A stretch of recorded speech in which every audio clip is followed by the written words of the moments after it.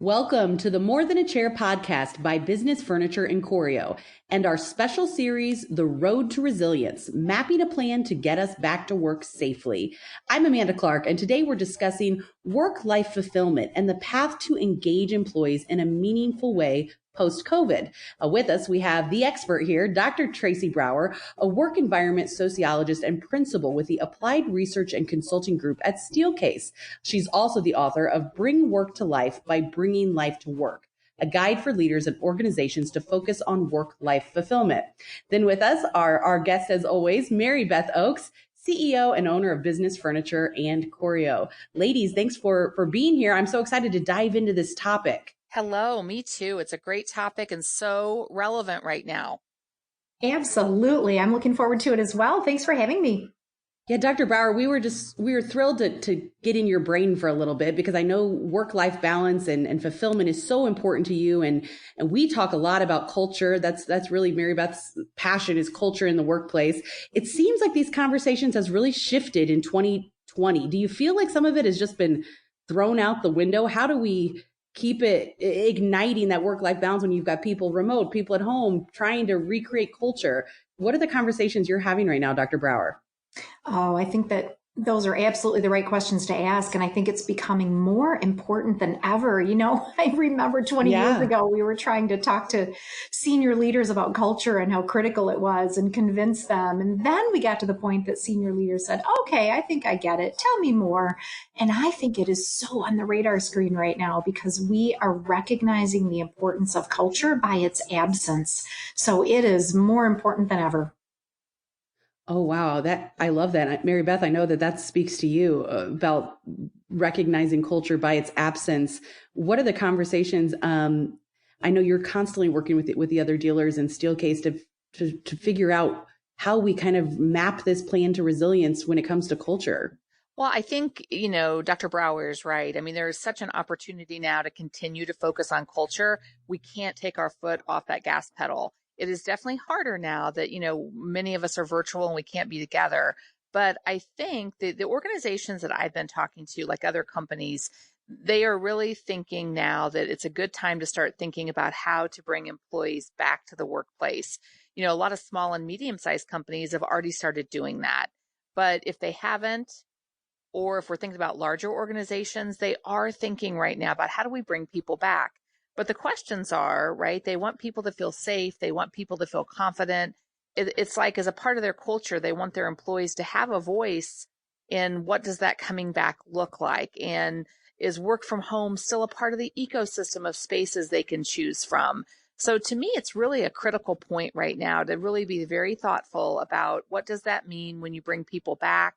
We're never going to be the way we were before, COVID.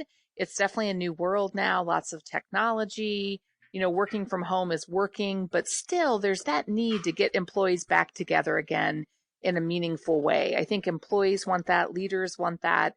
It's really good for organizations and their culture because we know, right, that culture is also ultimately that secret sauce that drives your business results, right? So it's important to get people back together as much as we can.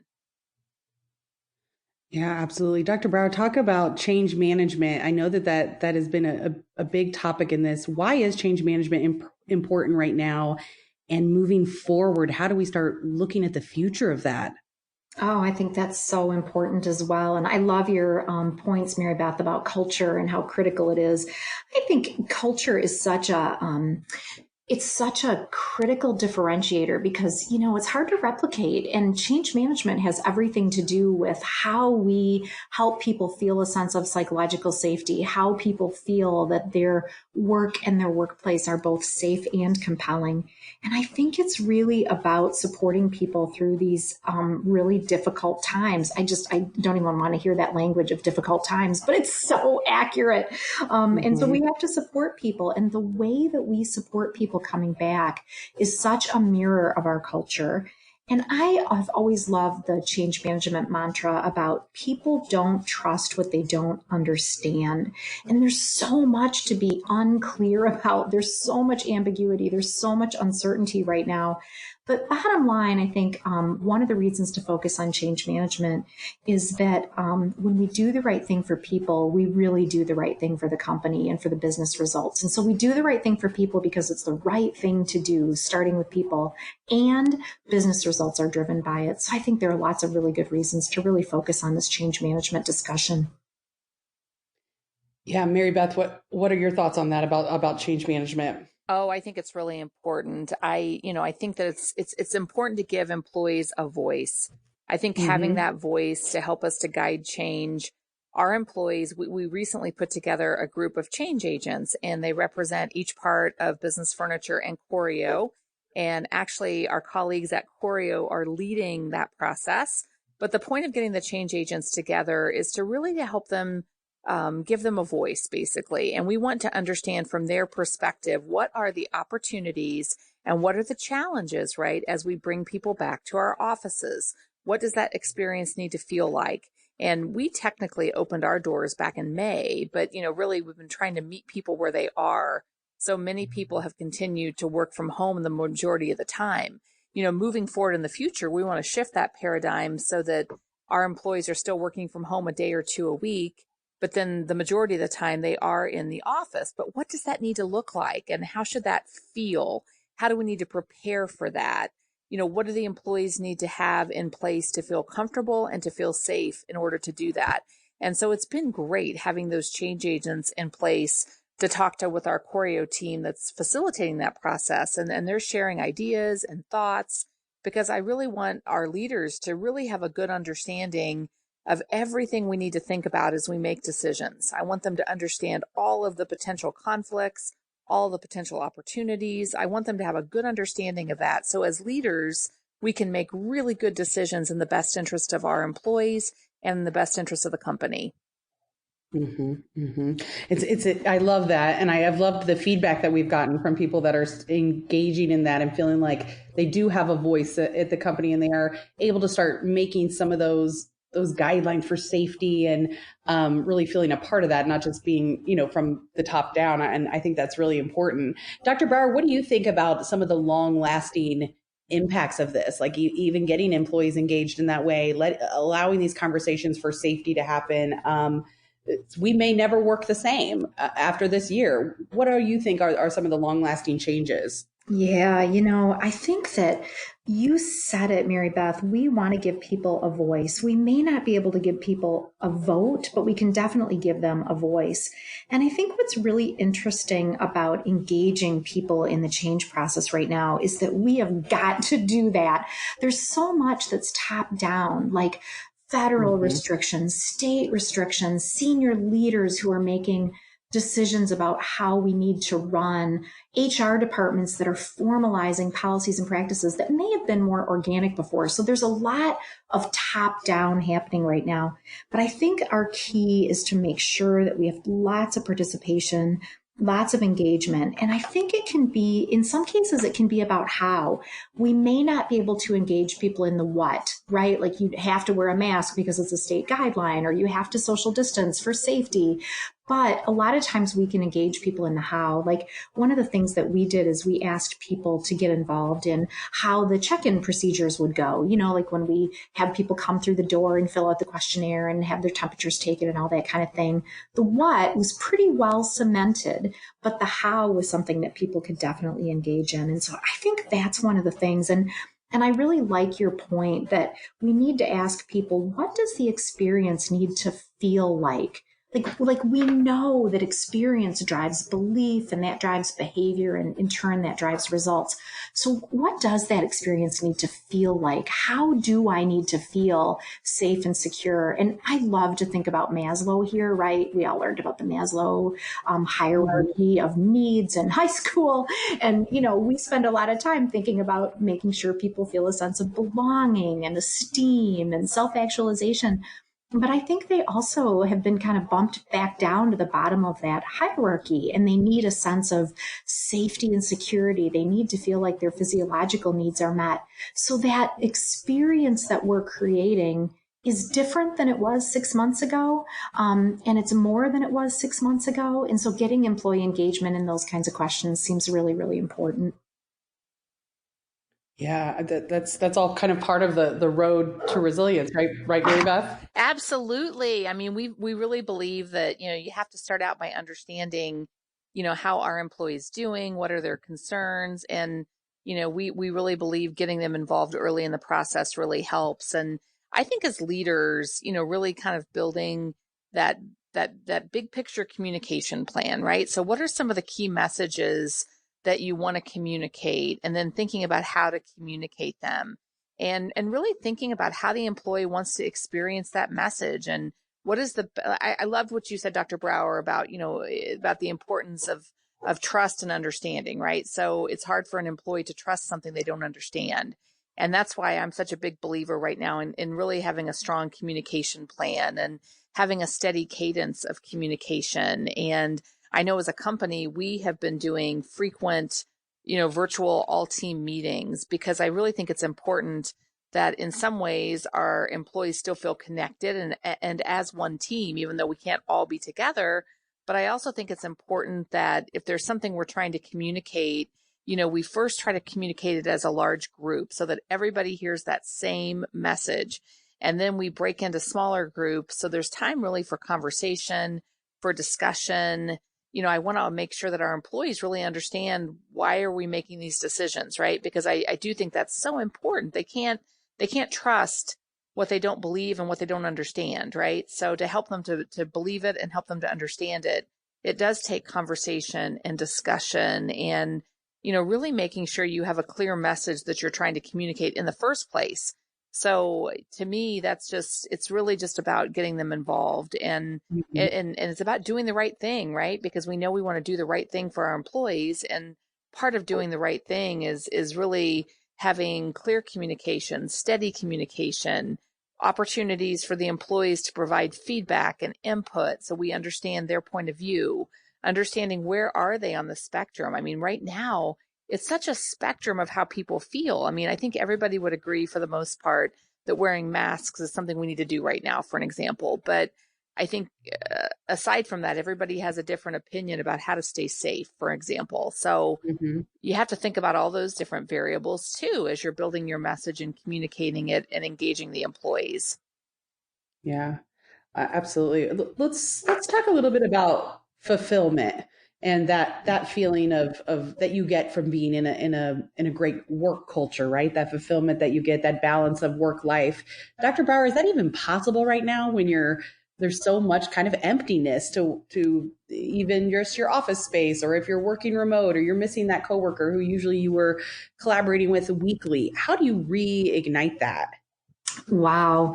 Yeah. I just read an article on this topic of loneliness, that there are so many people who are feeling really lonely and people who are feeling exhausted, right? Like at the beginning of the pandemic, we were running on adrenaline and we were pulling ourselves up by our bootstraps. And by goodness, we were going to, get through this.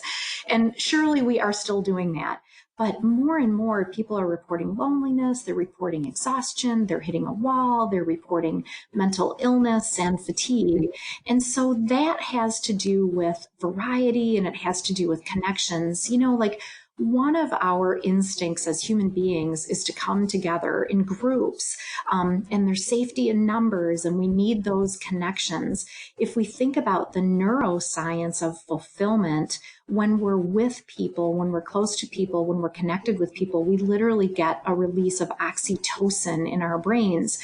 And interestingly, that's the feel good chemical, right? Like it helps you to feel Mhm. good. It helps you to behave in a pro-social way. It helps you to feel more happy. And interestingly, it also tends to damp down adrenocorticotropin, which is the brain chemical that releases things like adrenaline and cortisone. And those are good things if you're running away from the saber-toothed tiger, but over time, they can be really negative from a physical standpoint. So we need each other so that we don't feel isolated, so we feel more connected, so we feel more fulfilled. But we also need each other as we think about our brain science, so we can have greater levels of physical health and mental health. So how do we get that fulfillment if we're so far away from our people? I think we just need to connect in any way that we can. And the workplace ends up being a really important place that we connect, because work is fundamentally social. Whether you prefer more alone work or more together work, there's always that connection that we get through work. And so I think we need to be creative, whether that's at work in the workplace, whether that's virtually. And I think this work-life conundrum is interesting. Like, if you look historically at the work-life literature, it was always about, how do we keep work at work? How do we keep work at bay? How do we have more time for my personal life?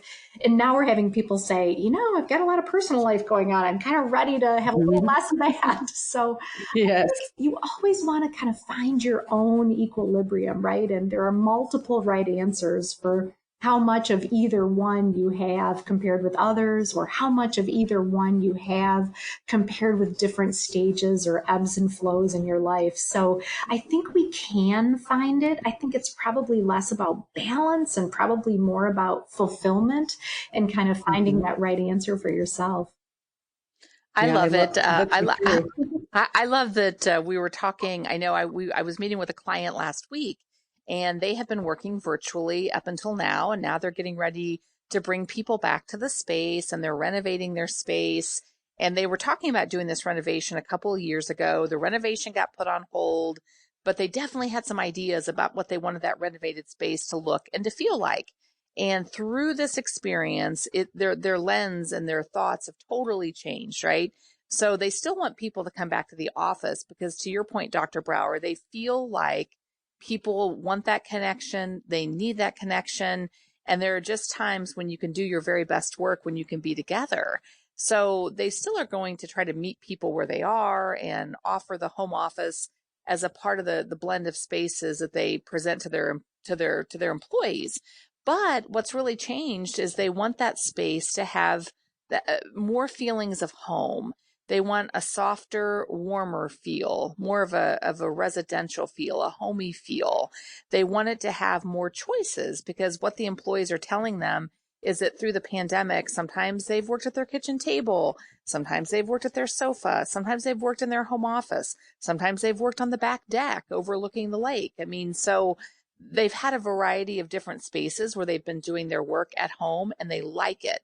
And they like the feel of that workplace. So they want to incorporate some of those feelings and that type of an experience into their renovation. And 2 years ago, they said that is not at all what they would have been thinking about. So I think, in terms of that fulfillment piece, I think we can help employees to feel more fulfilled, if you will, at work by, making that an experience that you look forward to, something that's compelling, but yet safe. And so my prediction is, I think we're going to hear many more organizations, shifting towards that type of a feel in the workplace, so that, when you go into the workplace, it does feel like it felt at home in some ways, right? Like it felt at home, but only better because you have access to your colleagues in a more face-to-face fashion. Yeah. And I love the all that good brain energy talk, because I feel like that's definitely something, Mary Beth and I have talked a lot about, is needing that engagement with whether it's your coworkers or being able to present to clients again and having that connection. That's what fulfills me. So finding a way to safely do that. I know, Mary Beth, we've been working really hard at, welcoming people into a space that feels safe and allowing for social distancing. And you feel like they've been successful, some of those meetings, and given you some of that good brain energy back, which is not the technical term Dr. Brower used, but that's what I'm going to say. But you're right, Amanda. It's great. I know that the same client I was talking about, we met with them in person last week, and it was just so nice to be in the room with them. We were socially distanced, and we had our masks on, but it was just nice to be together and to have conversations face to face. We met with them earlier this morning, and we did that meeting virtually. And there's just such a big difference, right? I mean, especially when you don't know somebody as well, it's more difficult to really read the nonverbal cues and to really feel that sense of connection when you don't know them that well to begin with, right? When you're getting to know them, it's just a different vibe, right? So those face-to-face opportunities are just priceless. They're absolutely priceless. Yeah, Dr. Brower, do you think people are really they're feeling that right now when you've gone that long without being able to present to a client or talk to a coworker at the coffee station? What do you think some of that's going to look like, feel like, long-term effects of that? Oh my gosh, I'm just smiling as you're talking because it's so what people are reporting. It's funny because you Mm-hmm. hear stories about people who get back to the office and they run into somebody from across the work cafe and they're like, it's like a romantic movie where you're running across the field with your arms out and then you realize you're not going to hug, but you're like, oh, there's so and so. Yes. And they may not have even been your best friend in the whole world from before, but oh my gosh, we're both back. So I think there's something really special there. And I really, I think it's partly about the sociological concept of bonding based on really, really difficult situations. Like we know sociologically speaking, one of the number one ways that we have people bond and build really strong relationships is through going through something really, really hard together. And I think that's where we're at with this pandemic. We're going to come back on the other side of this. And I think we're all going to look at each other and go, oh, phew, we're going to wipe our brows and we're going to say, okay, like that was really hard and we got through it together and we're going to survive, we're going to thrive. And so I think it will be bonding. I think we are also going to need to have some patience in the short term. Like when people are under so much stress and when they're getting back to something that isn't quite what they were used to before, their anxiety may be a little higher. They may not be at their very best. And I think sometimes little frictions might introduce bigger frictions. Like, I'm running late for a meeting and I went to the wrong stairwell and now I've got to run to the other stairwell because I was trying to go up on the down. And now I'm later than I was. And then somebody says something in the meeting that might have not put me on edge before, but it may put me on edge now. And so I think we just need to kind of recognize that there is going to be some transition period that we go through and that we just are going to need to be patient with ourselves and patient with each other. But I think ultimately it's going to help us really build relationships. And I think we can take so many lessons from home, right? Like that's part of what you were talking about, Mary Beth, is as we think about choice, right? Like that's one of the great things about being home. I think we've developed some new intimacy in our relationships, like we talk to our boss and he's got his baseball cap on, or, we're talking to our coworker and their dog is barking in the background, or their child climbs into their lap during the morning meeting. There's just some really wonderful closeness and learning about each other that I think we can benefit from. So those are things that I think we can look forward to. And I think those are some of the things that if we can be really kind of intentional about, okay, if what was great about home was choice, let's do that in the office. If what was great about home was bonding with coworkers, let's make sure that we set time where teams connect. If what was great at home was feeling like I had a lot of autonomy or control over what I was doing, let's bring some of that into the work process. I think those are our opportunities.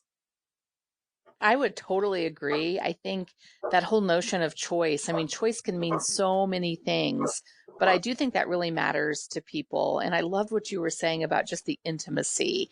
I know my team has seen me in a baseball cap more times than I can count in the past 5 months. And, but I guess it's just a glimpse into who I am because that's who I am typically on the weekends. So it's nice that I've been able to share that part of me, with them now. And I do think that does forge closer relationships. And it does feel like we've been through something really major together that we're continuing to go through. And I loved how you talked about too, about just how people feel anxiety. The one thing I think I have learned about change, that even if it's a really positive change, like you're getting married or something, or even if, you really like change, I still think there's always something about what you're changing and the process you're going through and the experience you're going through that isn't the same, right? So it's going to cause you some anxiety. So I think extending grace and assuming good intent is a really good thing for right now as people are starting to change and shift back to the workplace. Just offering each other extra grace, extra empathy, and just trying to be as patient as we can be with ourselves and with each other. Mm-hmm. There's so many opportunities for resilience right now, I think, really, that as we kind of are walking through this transition time, that we can start thinking towards the future and how to make it better. And I know that's been a conversation you've had a lot, Mary Beth, is just creating spaces that can be safe and compelling.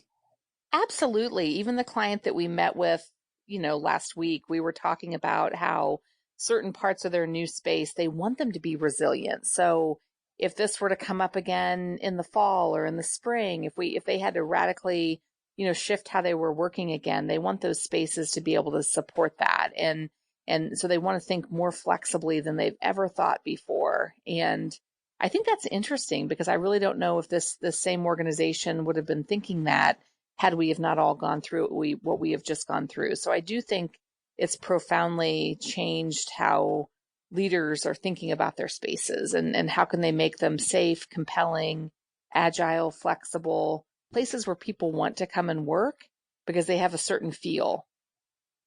Mm-hmm. Dr. Brower, does any of this conversation, I know that you're so passionate about this, it is exciting in a way, the fact that so many people are really talking about culture right now and really looking at what this does for our long-term happiness and fulfillment? Mm-hmm. Yeah, absolutely. And I think that the way we handle this is such a mirror of our culture, right? Like how we handle the change people are going through, how we support them through change management processes. It really, really reflects on our culture. And it's been really interesting, the number of people who have been surprised by their cultures. Like, wow, I always thought we were really, really agile at decision making, and I figured out we're not as agile as I thought. Or, boy, I really appreciated our leadership and our communication, and now I realize we're even more transparent than before, right? Like for better or for worse, I think people are learning so much about their culture and about their match with their culture. And change management is a microcosm to be able to do that. And I think so much of this is about really empathy, right? Like we talk about design thinking and really designing great solutions, whether those be workplace solutions or innovative solutions. And one of the cruxes of design thinking is empathy with the user. And this is our opportunity for that empathy with what people have been going through. The compassion that we can offer really can help us design experiences, not just places, but experiences in terms of how people experience the culture, how people experience their teams, how people experience leaders, and how people experience their work and the support that we offer for their work. So it's this beautiful microcosm. It's this beautiful mirror in terms of culture and how we all are part of creating that together. Mm-hmm, mm-hmm. It's great. Gosh, I mean, don't you feel like it just, the more you talk about it, the more you get really inspired by it all. And I think there's so much about that finding fulfillment and then engaging employees in an empathetic way that really is kind of going to be that secret sauce down the line. So thank you guys so much for taking the time and letting us kind of, walk through all this, pick your brains. It was really great conversation. Oh, thank you. Thank you. Thanks for having us. Terrific conversation. Wonderful. So for all of our listeners, I hope that you can follow us on all the podcast platforms. You can also find us on social media at Business Furniture and Choreo. For now, this is the More Than a Chair podcast. This on social media at Business Furniture and Choreo. For now, this is the More Than a Chair podcast.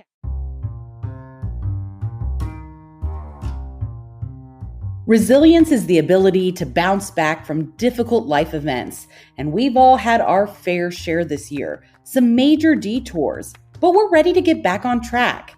But how can you start a journey to the future if you're not even sure you've found the starting point? Join us for a special More Than a Chair podcast series on the roadmap to resilience, helping employees return to the workplace safely and confidently.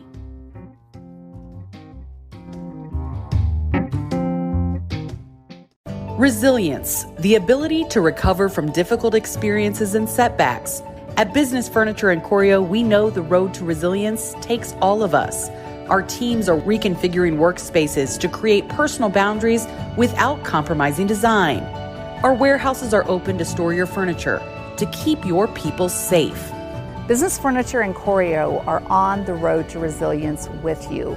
We will meet you where you are, and together we will get results.